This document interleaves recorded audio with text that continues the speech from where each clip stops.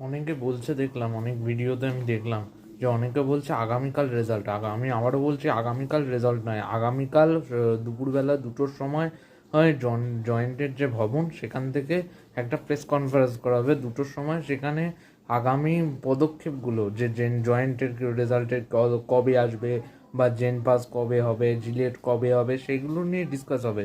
এরকম নয় যে কালকেই জয়েন্টের রেজাল্ট চলে আসবে, এটা একটা মিথ। প্রথম কথা, এটা বিভিন্ন ইউটিউবার ছড়াচ্ছে, বড় বড় ইউটিউবার ছড়াচ্ছে।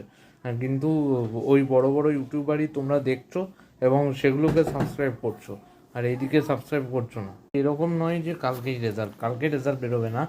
যেদিন সাংবাদিক বৈঠক হয় তার পরের দিন রেজাল্ট বেরোবে, পরের দিন অ্যান্সার কি, তারপরের দিন রেজাল্ট। তার মানে 1 আর 2 তারিখের মধ্যে, কালকে যদি 31 তারিখ, তার মানে 1 তারিখে অ্যান্সার কি, 2 তারিখে রেজাল্ট। তার মানে 2 তারিখে রেজাল্ট বেরোনোর একটা হাই চান্স। আর যারা বলছে এইসব মিথ্যা কথা বলছে তাদেরকে শুনবে না, কিন্তু তাদেরকেই তোমরা গিয়ে সাবস্ক্রাইব করছো। আর আমাদের মতো যারা সত্যি কথা বলছে তাদেরকে সাবস্ক্রাইব করো না।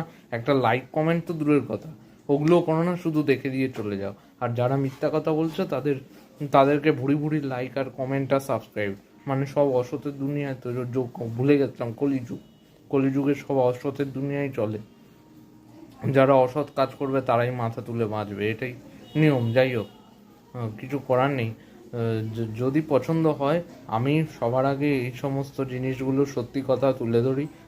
দেরি হলেও তো সত্যি কথাই তুলে ধরি, এরকম অন্যান্য ইউটিউবারদের মতো মিথ্যা কথা তুলে ধরি না, সত্যি কথাই তুলে ধরি। যদি এই কিছু পজিটিভ দেখি বা কী কী তথ্য হলো সেগুলো দেখে আমি তোমাদের জানিয়ে দেবো। আর কি কি ডকুমেন্ট লাগবে, কি কি কাউন্সিলিংয়ের সময় কি হবে, সব কিছু আমি বলবো।